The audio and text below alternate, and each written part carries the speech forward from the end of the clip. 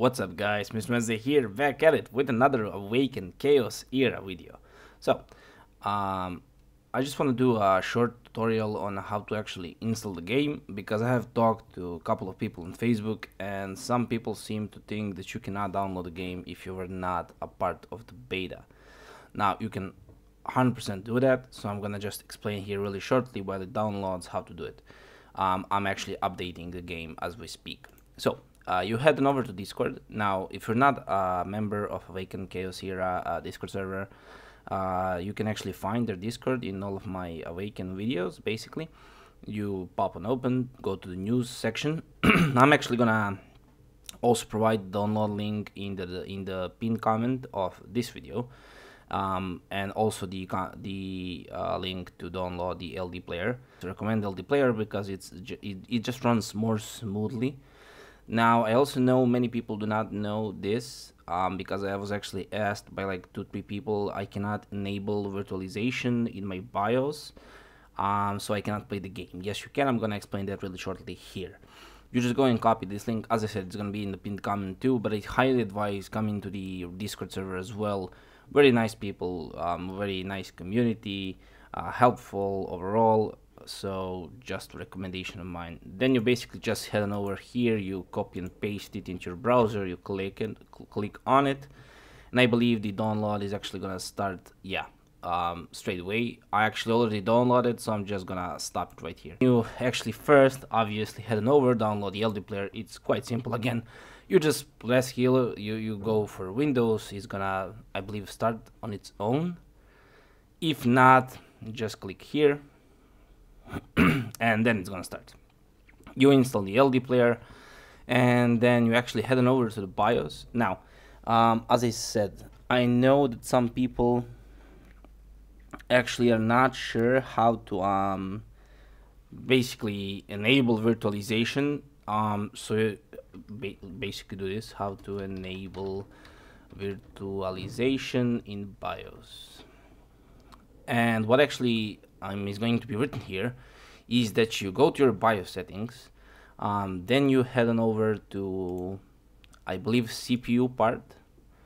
And then the thing is, a lot of people are actually like looking for an option saying enable virtualization, and I just want to say that a couple of BIOS settings are not like that. For my PC, it does not straight up say enable virtualization like in the like the name of the setting.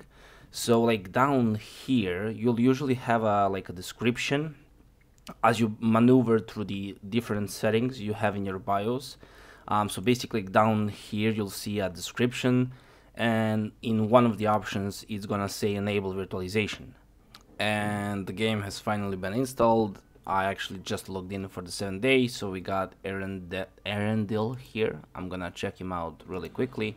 Let me just first, I'm not like a person who objects to things, so I actually play with sound on. Otherwise, I just love the soundtrack of the game, but I will just shut it out for the video. So just give me a second. Okay, we're back. So I first wanna just check out the Arendil, I believe the name, who we have just gotten.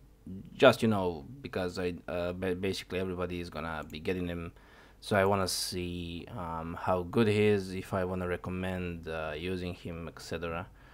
So let's just see where he is. So down here, I actually got some top tier champions I want to talk about really quickly. So let's see. Deal 60% damage to an enemy with 3% chance to play defense down. Nice. When an ally lands a critical strike, this character uses his ability to launch a bonus attack on the enemy, dealing 35% of the damage. Okay, passive skill, lovely. And then we have expends all rage, deal 120% damage to an enemy. Damage increases by plus 5% per rage. Interesting, okay. Crit rate is increased by 5% for every unit of rage this character has. This character max rage is 10. Interesting, very interesting. Okay, I'm gonna have to check him out fully to be actually able to see if I want to recommend him or not. Now, let's get actually into the topic of the video. So first thing I wanna mention here, and basically the first thing I wanna talk about. Oh, cool! I got another Joseph. Nice. Is definitely gonna be how powerful the friendship here is. Okay, we're getting either elite or a legendary. I always love pulling my things for videos because why not? So an elite. Ricard, interesting. He's new, so that's cool. Um, yeah, okay. Let's get into it. So first of all, I was stuck for a second on. Let me just come back here to normal. So I was stuck for a second on chapter 10 on like my 5th day of playing, and then I actually talked to guys in my guild who actually explained to me. I actually have no idea why I clicked out. I can actually enter here. So, who explained to me that there's this thing called support heroes. Basically, whoever you add as a friend, you can then use the champion they have added as a support hero, basically straight up, to help you perhaps get through some things you could not get through otherwise. So the power of friendship is really big in this game, hence the title on the thumbnail. So I highly advise going and adding people. I actually have no idea who these two are. This guy actually just got into my guild. Yeah, also, we have made a guild. It's called Sin as a prefix, and then Lust is the name. I'm basically coming from the raid Shadow Legends. We're playing together also. So if you're interested in coming to our guild, we're very helpful. We are very well versed in gacha games overall, so this game is not really like hard for us to understand. So if perhaps you're like having troubles, you can definitely come join us, join our guild, join our Discord servers, so we can help you progress further. And obviously, my name is Mr.Wednesday. If you ever want to add me as a friend, just like let me know in the application, like, oh, I'm from YouTube or from here or from there. I love meeting new people, so that's a very, very important part of my channel.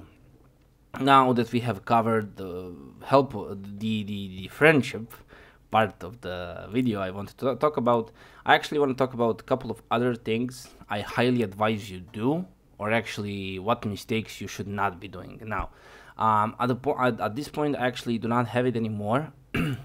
Or actually, yeah, I have 11 minutes more of the XP potion.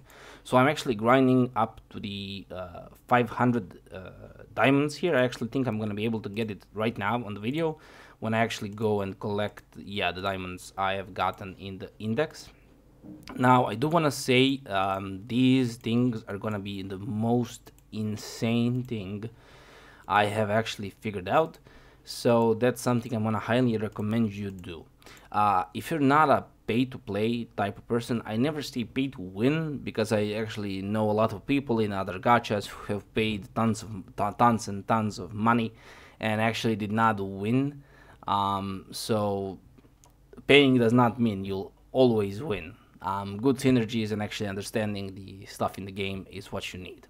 So, but the point is, unless you like a whale and you like buy endless amount of bread in this game, when you head actually over here and go to the diamond shop, I'm actually gonna buy it right now because it's the best investment if you ask me. This 24-hour double EXP card is gonna be so nice to you. You actually get 500 diamonds really quickly, as you can perhaps know yourself if you have been playing for like at least a couple of days. And then actually when you activate it, it's gonna be over here. So when you activate it, you can actually, and that's the part I love the most, you can just straight up pause and unpause. So the 24-hour one is gonna last you, I'm gonna say at least 3 weeks, maybe even a month, depending on how long you can play. And I actually love the fact that this game actually has this option, because I know a lot of others don't. Like, you get the bonus EXP cards in basically tons of other gacha games, and they're just like going and going and going, and you cannot stop their effect. And the fact you can in this game is just mind-blowing to me. Because let's say you're gonna grind adventure for like, I don't know, 20 minutes, and then you do not want to grind adventure anymore. You want to come into dungeons, I don't know, do your bounty hunts, go do some couple of dispatches. You want to grind some essences in the dungeons here in No Man's Land, or you like want to do the Void Tower, Endless Trail, whatever you want to do. At that point, you can just go and literally click like pause. And sorry for the weird got there, guys. So what I wanted to say is actually let's say you just want to do all those things, or you like want to do arena, whatever. You do not want to waste your basically like a jelly bonus here. You can just pause it. As you can see, now it's going, now it's paused. And then whenever you want to start like grinding a jelly again in adventure, or you want to like grind glyphs in the adventure, you can just again unpause it, and boom, you're getting double jelly.